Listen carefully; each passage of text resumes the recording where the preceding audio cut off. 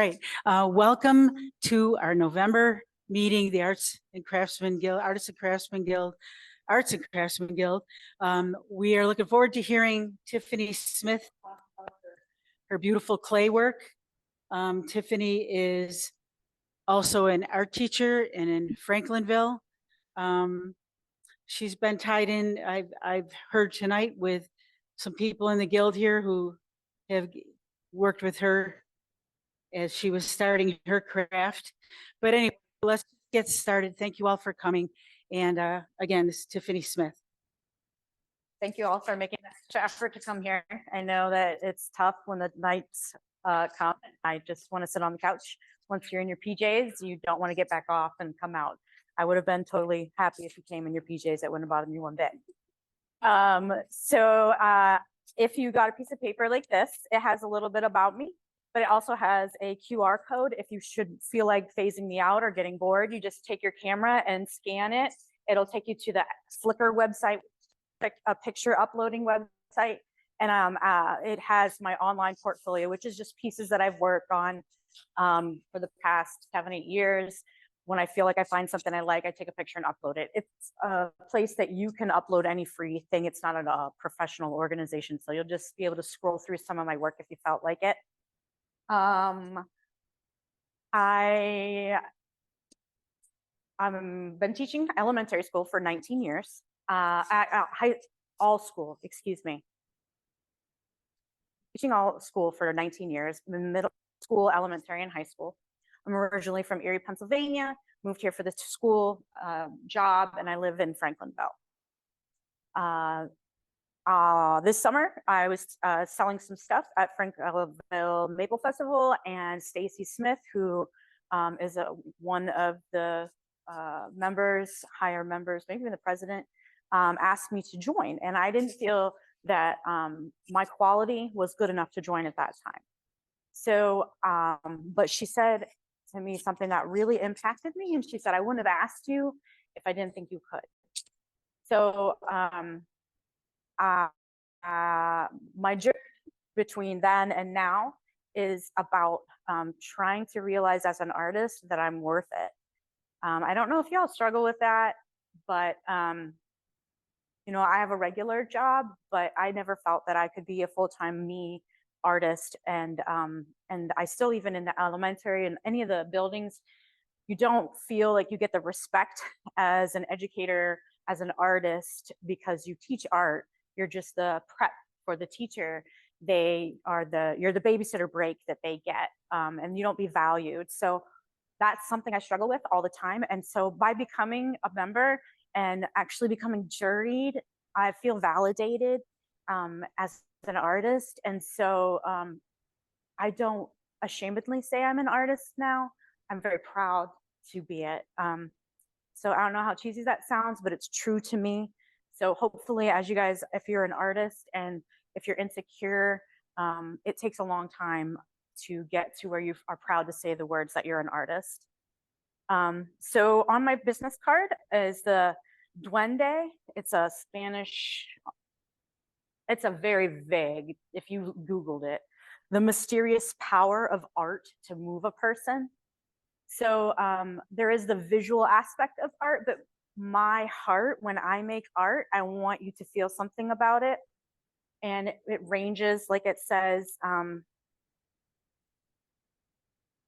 sometimes to tears when I draw their beloved pet. So, and this is the 2019 pre type of me, and then this is the 2020 post. 2019, my father, bladder cancer, and so I would go visit him far away on Wednesday, Thursday over the summer, and he just slept a lot.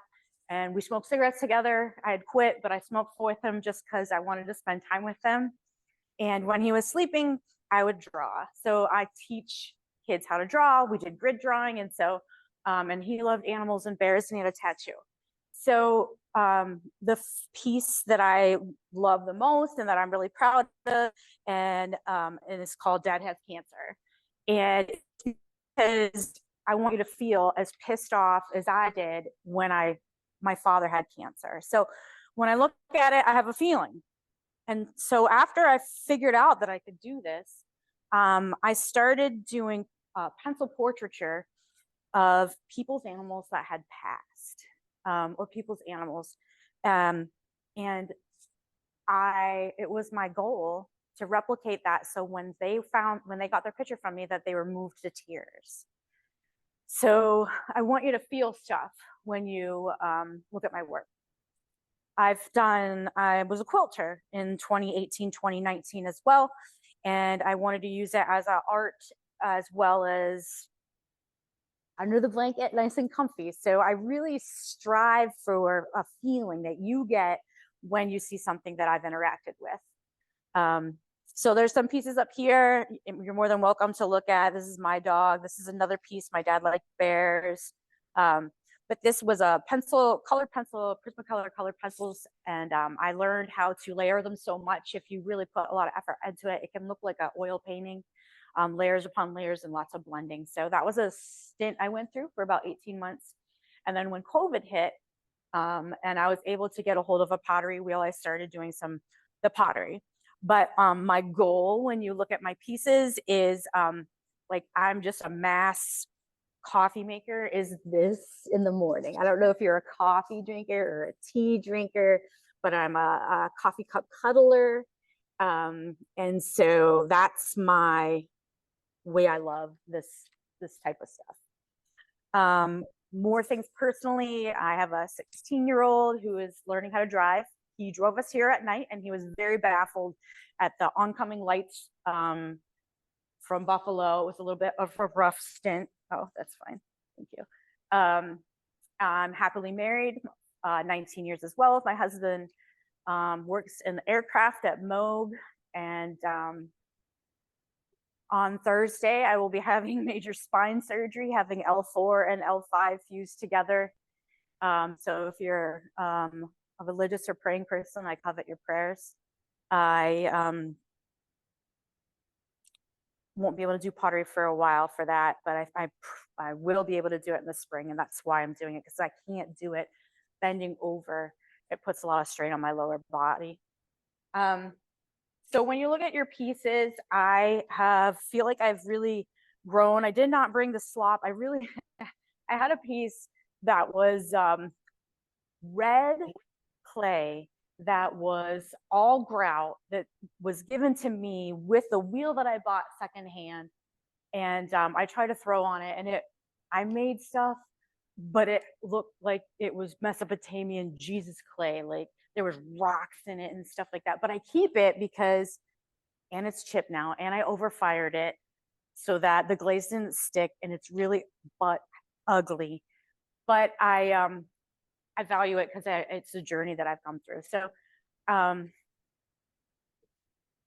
don't know where I'm going with this too much, but I'm probably getting off the path. But I guess this is for everyone. Oh, here's another little part. So I was raised lower middle class. I remember art being beautiful, going to galleries, going to even craft shows where things were out of my price range. But I loved to just stare at them, and they were gorgeous and beautiful. Or I would go visit someone who had a beautiful piece of original work. And so I'm not like the cat's knees or whatever that saying is, but as I grow, I want to make sure that I still am making my art affordable. I want middle class people to be able to purchase a coffee mug and be able to value it and use it as an everyday piece. So that's another goal I have as an artist, is not just to become successful, but to be successful so that other people all people can appreciate it. Like Andy Warhol, wants everyone can do art. And so that's another goal that I have. Then I can talk about some of these pieces, I guess. So the bigger you get and flatter you get on the pottery wheel, it's a lot harder. So clay, the centrifugal force wants it to spin, and so it wants to fly out, like when you're spinning around with a child or something. So I'm really proud of this piece because only recently did I just figure out that I was able to make platters that splay out hugely. I'm making a lot of really big, just demonstrative things, and she's taking pictures. I'm like, oh, and she's taking pictures of this. Jeez. So I'm really proud of this piece. These two are called horsehair raku. And if you don't have I'll give you a general knowledge of clay and stuff. So this is middle fire clay. It's between 1700 degrees is the first firing, which just turns it from clay into glass. And then around 2200 degrees is when the stuff on the outside called glaze becomes shiny. So there's a two-part process to fire clay. One is from turning it into the clay. You let all the water dry out, because if there's any water in it, it will explode. I say the word explode, but it's more of like a pop, shatter, split. And then you decide what the colors it's going to be like. And that's the stuff you put on the outside. And then you have to fire it again. And that glaze is what turns the colors. That would be these colored pieces. This piece, these types of things, they are just the white. And then you pull them out of the kiln at 1700 degrees, which is the temperature that your mascara melts when you pull it out. Because that happens every time. And then you pull it out quickly. I lay it on fire brick, and then you take, these are single horse hairs, and lay them on there, and they curl and burn, and it's a permanent fixture on there. Some people would compare it to marble, but this is called horsehair raku, and I really love it, love it. So I've started doing a couple of those. This piece, this is a smaller piece, but another thing that I do with this that makes it an emotional attachment is this, and another one that I have is made from horsehair that I rode a horse in to quit smoking in like 2007 to 2017. Then I started smoking when my dad was sick, and then I quit again. But I still got some of this horsehair before he passed. So the horsehair is a memento. I put it on the plate, so it's a commemorative plate. And so I also have done some commemorative plates for equestrians that have animals that have passed, and they put them on the pottery. So I'm trying to, I mean, I don't consciously do that, but it seems as each piece has some sort of significance to people. So so that's, these guys are horsehair raku. Let's just take a break of me yapping. Why don't you guys ask some questions? What do you got to talk to me about something? I love, you're more than welcome to pick up and look at pieces, because the lighting in here is not quality. So I'm feeling like you're not getting the bling from the happiness that I would receive looking at some of those things. Anybody? Go ahead, honey. I know you got something. Oh, okay. Yes, ma'am. This, yes, I teach. Thank you. I am very proud, and I am blessed that I was given 2020 to make art and practice. I've taught elementary and high school, so I've encountered clay, but the elementary is like pinch pots and coil pots. And I have taught pottery to kids, but it's all low fire clay. So it really honestly is not anything that I can work with for myself. And their glazes are all plain colors, and I don't like that. Yes, ma'am. No. I know I should, and I probably will get to that point. But my testing of myself has gone from making tall pieces to making rounded pieces. So like, it may not seem like, unless you're a clay person, there's growth here you wouldn't normally see. So tall is a thing. So clay shrinks like 12% by the time you're done with it. So you feel like your piece was this tall, and then it shrinks. But so I didn't have tall pieces, but that used to be my goal, is to make tall. And then you learn how to make a bowl shape, which is to pull out and then go up. And then these things that go straight out without flopping. So there's a lot of steps of growth here that I know and see that you may not know. Thank you. You know, this is. And putting a lid on I'm working on it. Yes, it is. Like I'm not fabulous by any means. I am honored to have been a juried artist. So I'm sure y'all nod your heads if you know what the jury is through this place. Anybody not know? Okay, so y'all know what's going on. So yeah, I made it through that in September. So I'm super honored that I've made my growth up until that point. Yes, ma'am. So, and you're right up to talk about wanting to travel with the road someday. Oh, sure. In your travels, because you're an artist, you love working with clay, is there something you'd like to do in your travels, places you'd like to go to see certain kinds of art? Oh, of course. So the story behind that as well. I'm a school teacher and my husband works at Moog, and you would think we make decent money and could travel everywhere, but we don't. We just pay our bills. And so I wanted to have a great gift for my son when he graduates. And so I made it my goal to save money selling pottery, to all expenses paid, to Europe when he graduates, which will be 2025, summer of 2025. And I will hit that mark probably by the end of the year. We could go when he's a junior, praise Jesus. But so that's my goal. That's my why. That's why I sell it consistently. Like many times I've wanted to give up.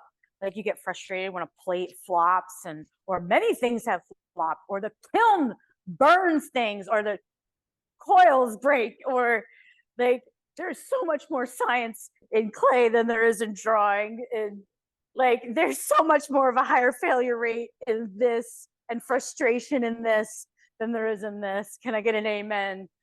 Thank you.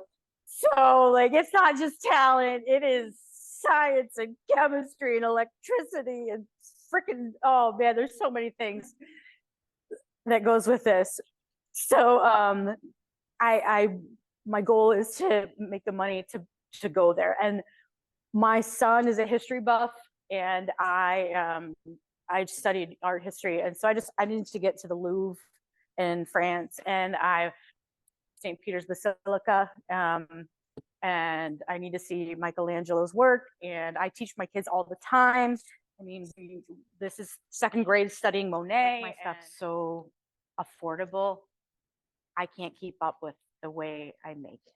So I made 350 pieces over summer, and I probably only have 75 left, and I won't be able to sell them for Christmas because they'll be gone by the time Christmas comes around. So I don't honestly have the time to put more than the minimum amount of time, if that makes sense. Still out of your home, or yeah, shows? I do 5 shows in local areas, bigger shows, not artistic shows. These are like arts and crafts shows of this Franklinville Maple Festival, Portville Art Show, Cuba Garlic Festival, Bradford Art Show, and I did Ellicottville this year. And then like I post on Facebook, my own little Facebook group. So it is my goal to I guess I need to actually analyze that better, whether or not it's my goal to raise my prices and concentrate on more pieces, because I do want everybody to be able to purchase my items. I don't want to go like so far obnoxiously high that they're paying so much they can't afford it. But like mugs are my bread and butter. So I made a lot of mugs, over 150 mugs over summer. I probably only have 12 or 15 left. So as I get older, I do want to like scale back on the mass quantity creating and the concentrating on the higher quality, more artistic, but right now we're just kicking out the bugs. So as a third year, I think I am getting better so I can go less mass quantity and more quality. I hope. I got to grow. I got a lot more to grow. Yes, ma'am. I taught Sgraffito. Yeah. I have never, so I would say that I'm kind of an uptight artist. All my work is very tight. So I'm replicating pictures. I don't have anything, like I admire people that can work abstract or can even sketch rough without being anal about it. And I'm not that. I'm really quite uptight.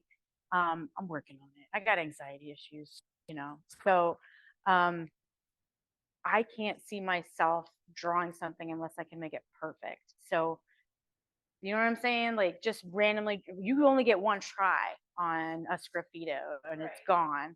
So Sgraffito, if you're unaware, is you put a colored slip over top of another color and you carve away the first color, revealing the underneath.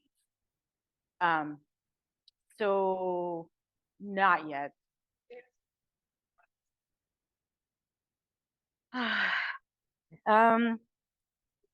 Yeah. Oh, yeah. It's my like retirement plan already to open a little shop. I've become really obsessed with plants more recently.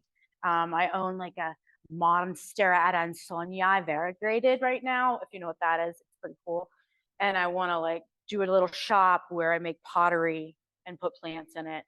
So I'm on my 19th year, so I'm at the end of my 20th year, and then I can either quit teaching or go somewhere else, or I can go 10 more years and retire at 30 years, which would put me at 57. So I got it planned out. I'm going to hopefully do something with this more as I get older, but right now, that's another thing I kind of am trying to feel out with some of you guys that are full-time artists. My time frame isn't the same as your time frame would be because I teach full time and my summers are devoted to art. But now up until now, I've had a kid that needed carted around and I worked. So my time frame on how much effort I can put into my art isn't as devoted as some of you guys that work full time at that. So mine is longer. Yes, ma'am. Really good at drawing. I haven't done that kind of work. It's called Sgraffito. Sgraffito, SGR.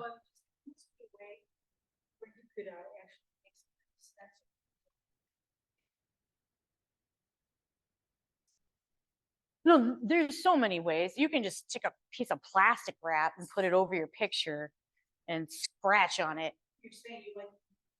Yeah, I'm kind of anal. Yeah. I want to be able to put, so these are, so that's what I mean. Like, you got like 12 hours, 7, 8, 9 hours in a piece. And these are shrunk. So most of them, these are just prints. Most of them are, what would you go, like a 16 by 20. So there's 6, 7, 8, 10 hours in a piece. So I can't see, they look like two very different things to me. My brain is not comprehending combining them at this point in my life. So different grade levels that you teach, do you have a preference? Kids, the high school kids? I'm sure you're going to ask me that. Can I be frank? Or do you want me to tell you like the proper thing?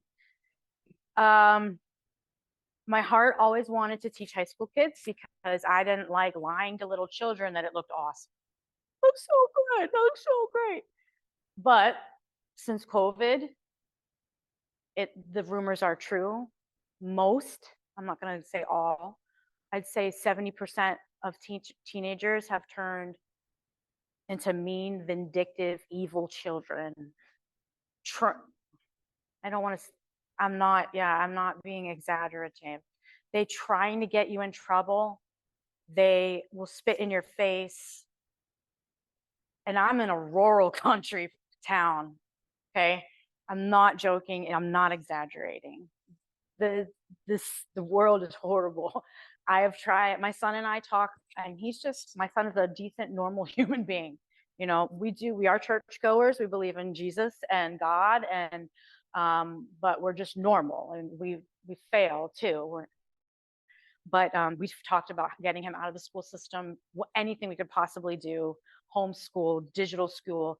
His only saving grace is his music teacher. He loves music with a passion. He takes 3 different musics every year: jazz band, concert band, music theory, piano. And he said he won't quit school because he needs that. He wants that in his life.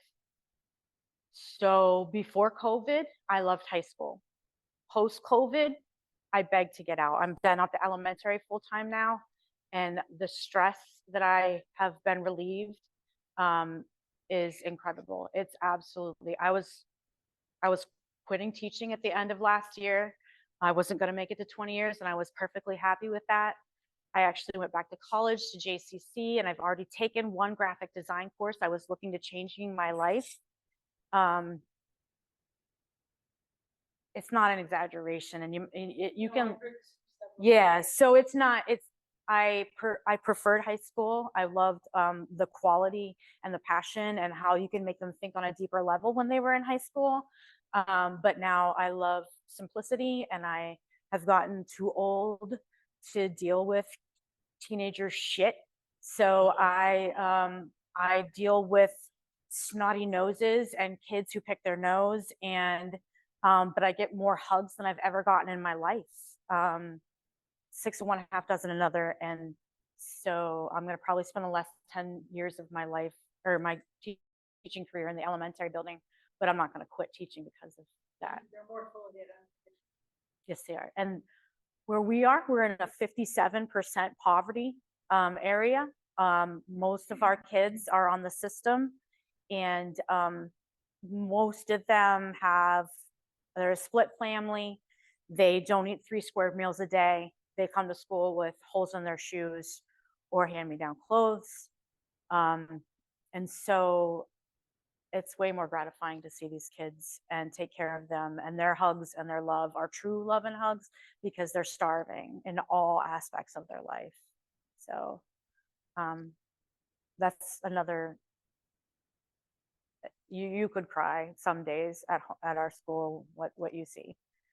So I like elementary now. I never thought I would, and I don't. But it's the best thing for me right now in my life. Thank you so much. Oh, thanks. Anybody ask questions? I'm not used to. Oh, this is great. Man. Yeah. Because most horsehair pottery is Yeah, I know. because you're taking it from a the elements and your closed form better, where these open forms you didn't get the thermal shot. I appreciate that. I'm not sure. There could be some different factors. My kiln is in a little metal shed, and it's probably whatever, you have your high temp in there, and there's no ventilation except for a door, and it's sweltering in there. So there's not, of course it's going to jump from 1700 to lower, but there's no like direct wind or anything like that. So I think that sheltering it from any elements and having it as hot as a sauna in there probably helps a little bit. But I'm also blessed beyond measure because, I don't know, God's good to me. And I don't like the way it looks on a closed form, because it can only sit on the top because you can't rotate it. So if you ever see anybody with a closed form, only certain areas of it are clumped together because it's really hard to move. You can't move it once it's done, once you set it down. So I didn't care for it on a closed form. I do. Oh, another thing I'm trying to learn, for those of you that are pottery, is I have bought raku glazing, and I made one piece. I didn't bring any of my other stuff.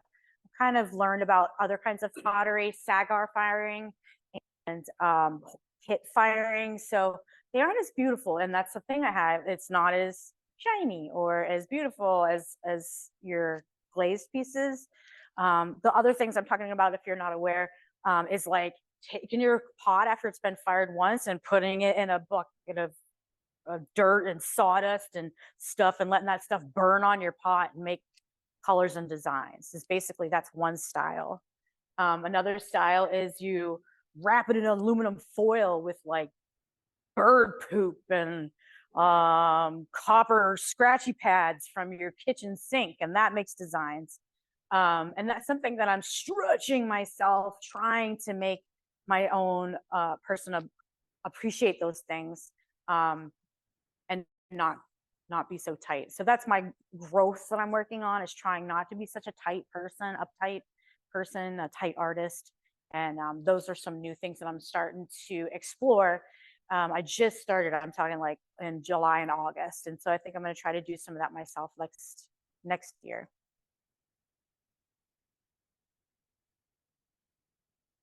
Hey.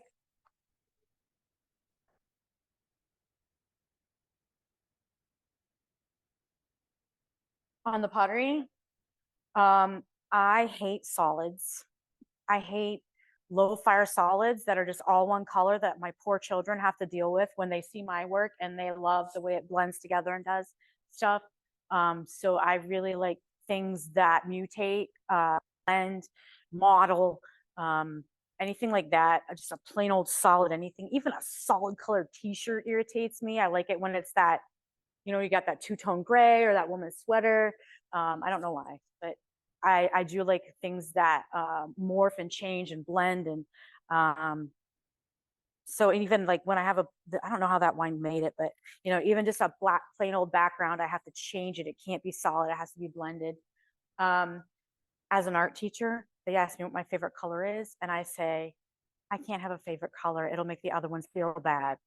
So I don't have a favorite color. It'll make the other ones feel bad. There's a lot of crazy stuff I come up with. So, I just come up with these colors by Pinteresting them and watching Amico glazes and the combinations, and then I pick the one I have. I never use one glaze color. I always use the colors that overlap and mix and change into two different colors. It's not a color, it's more of a pattern that I'm attracted to. If you're ever interested in clay, anybody ever been like, I want to do that? Nobody? Oh, nice. So Black Raven right here, Bev teaches classes. There's one in arcade. I don't do it. I'm not ready for that. I teach from September until June, so I take a break. But if you ever do want to, it is like anything like roller skating or something along those lines. You really have to have grit and determination. And if you don't, then you're going to quit, because you will suck, and you will suck a lot, and you will just be mad. And then you have to, it's a very emotional experience. So for right now, I used to be I would have like 2 or 3 or 4. I'm down to like 1 or 2 fails out of 10. And it depends on the kind of clay you have, which I bought some clay that was really soft. And so I'm failing a lot more, and stuff that's a flop and it falls on the ground, and you pick it up and throw it out. Sometimes you throw it. I'm on the porch, so it doesn't hit anything. It just goes somewhere else. But it is something that you have to practice. You're not going to jump on there. People like seniors, juniors think they're going to jump on the wheel and make something the first time. And I don't know how Bev does it, because I don't know. I would have to put my hands right on that kid's work to make it look like anything. So your first time probably aren't going to make anything unless it's this big, and somebody's put their hands on your hands to make it happen. So it is a craft. It takes a lot of practice. So if you do want to do it, but don't be discouraged. Just, you have to try it again and again. Like, don't go to a wine party and think you're going to make one. Yes, sir. Yes, sir. Oh, if you, I'll do a backtrack. I'll sorry if I don't tell you. So on a pottery wheel, it's been around for hundreds of years. Centrifugal force spins the clay, and it wants to go in every direction. But you put your palms and keep your body as close as possible and use your body weight. And you're just going to put continuous pressure on it until it centers itself. So there's no random pieces flying around. Yes. So it's your hands. And then you add some water water, keep it slippery, put your fingers down in the hole. This is it. This is like level 1 of 1,000 that I'm explaining right now. Put it down in there and you pull open the bottom, and then you have this really amazing thing. It looks so beautiful. Watching somebody pull a pot up, it's just jaw dropping to me. So when they put their hands on the outside and when they just squeeze a little bit and pull, and the thing grows out of a pile of mud. So yeah, use your bare hands on it, water and bare hands and random credit cards you cut notches out. And long term, yeah, it does. My cuticles, well, they're brown and black right now because I painted little kids' hands black today and stamped them. But I've never had good nails. My cuticle beds are always dead and ripping and bleeding and stuff. My toenails are painted, but my fingernails never are. It's wonderful. Oh, and like I was taught by someone when I first learned how to make a teapot. She taught me my first teapot, and she's like, it's a spiritual experience. You can just, man, I don't know if you're a outside walker in nature or you're a coffee drinker that your eyes roll up in your head when you get a good cup of coffee, but when you are in the zone, time goes like still and it sounds really cheesy, but it's spiritual. It's just really peaceful. Once you're practiced, it's your passion. You love it. You don't care what your hair looks like. You're covered in clay. I don't give a rip who comes to my house if I've been working in clay. That's my best friend. I don't have very many friends. Like a meditation, yeah. So ask more questions because I don't like to talk so much. Tiffany, thank you so much. Yeah, I would love you guys to come pick up my work. Good time you're drinking. I wanted to make a quick announcement on different things.